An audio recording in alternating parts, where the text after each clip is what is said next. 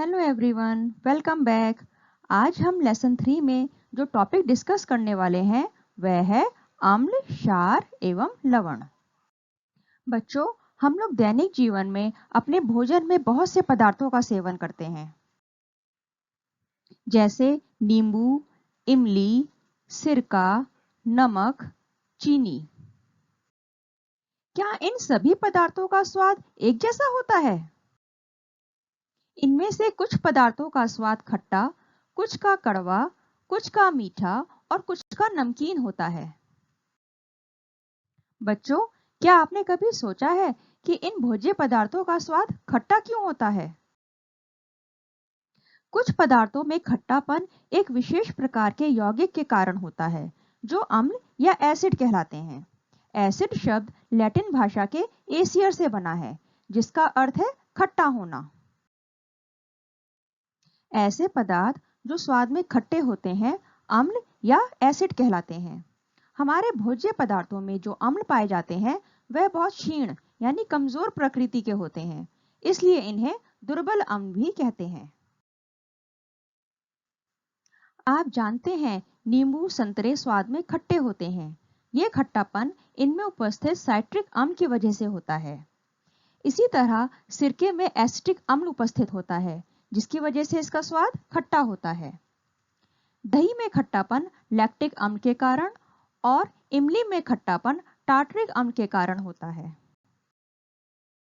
बच्चों, कुछ अम्ल जैसे sulphuric acid, hydrochloric acid, nitric acid बहुत प्रबल होते हैं, जो त्वचा पर पड़ जाने से उसे बुरी तरह से जला देते हैं, इसलिए इन्हें प्रबल अम्ल कहते हैं। प्रबल प्रकृति के कारण ही इन्हें हाथ से छूना या चखना बहुत हानिकारक होता है। बच्चों, प्रयोगशाला में कई तरह के केमिकल्स और एसिड्स होते हैं। प्रयोग करते समय यदि प्रबल अम्ल से हमारी त्वचा जल जाए तो उसे तुरंत पानी की अधिक मात्रा से धोना चाहिए। इससे हमारी स्किन की जलन शांत हो जाती है और अम्ल का प्रभाव भी कम हो जाता है। अम्ल दो प्रकार के होते हैं, तनु अम्ल और सांद्र अम्ल। ऐसे अम्ल जिनमें पानी की मात्रा अधिक होती है तनु अम्ल कहलाते हैं, और जिन अम्लों में पानी की मात्रा बहुत कम होती है सांद्र अम्ल कहलाते हैं। सांद्र अम्लों में पानी की मात्रा बढ़ाकर उन्हें तनु अम्ल में बदला जा सकता है। लेकिन किसी भी एसिड को डाइल्यूट यानी तनु बनाते समय हमें एक खास बात का ध्यान रखना चाहिए। सबसे पहले हमें एक पात्र यानी बर्तन में पानी लेकर फिर धीरे धीरे उसमें ड्रॉप ड्रॉप करके अम्ल मिलाना चाहिए।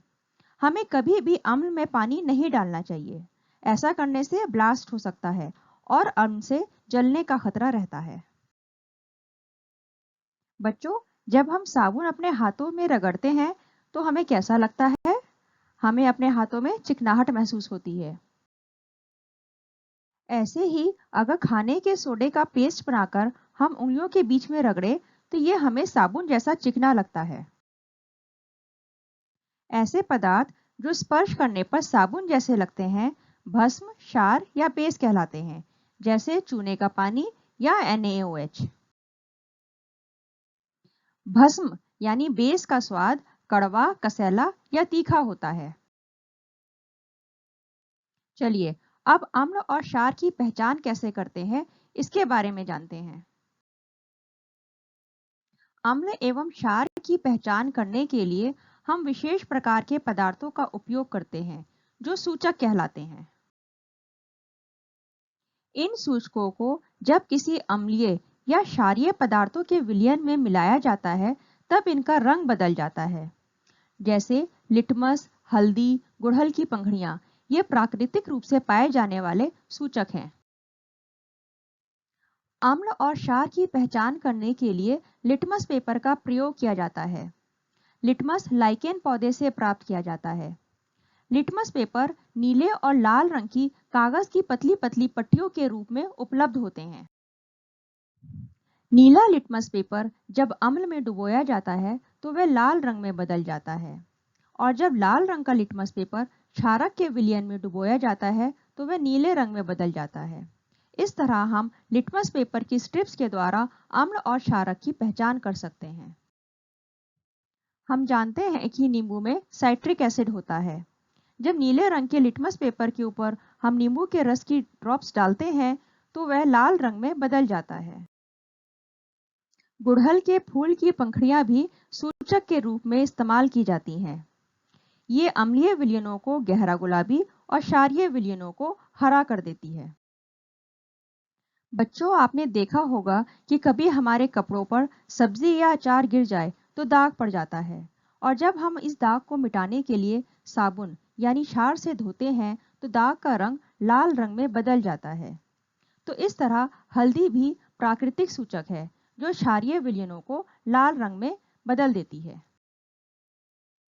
बच्चों, प्रयोगशाला में अम्ल एवं क्षार के परीक्षण के लिए मिथाइल ऑरेंज का प्रयोग किया जाता है। मिथाइल ऑरेंज अम्लीय विलयन में लाल और क्षारीय विलयन में पीला हो जाता है। इसी तरह फिनोल्फ्थालीन अम्लीय विलयन में रंगहीन और क्षारीय विलयन में गुलाबी हो जाती है। इस तरह हम प्रयोगशाला में अम्ल और क्षार की पहचान कर सकते हैं। बच्चों, आज हम लोगों ने पढ़ा कि अम्ल क्षार क्या होते हैं और अम्ल और क्षार की पहचान कैसे की जाती है। अब इसके आगे का पार्ट हम लोग नेक्स्ट वीडियो में डिस्कस करेंगे। Thank you.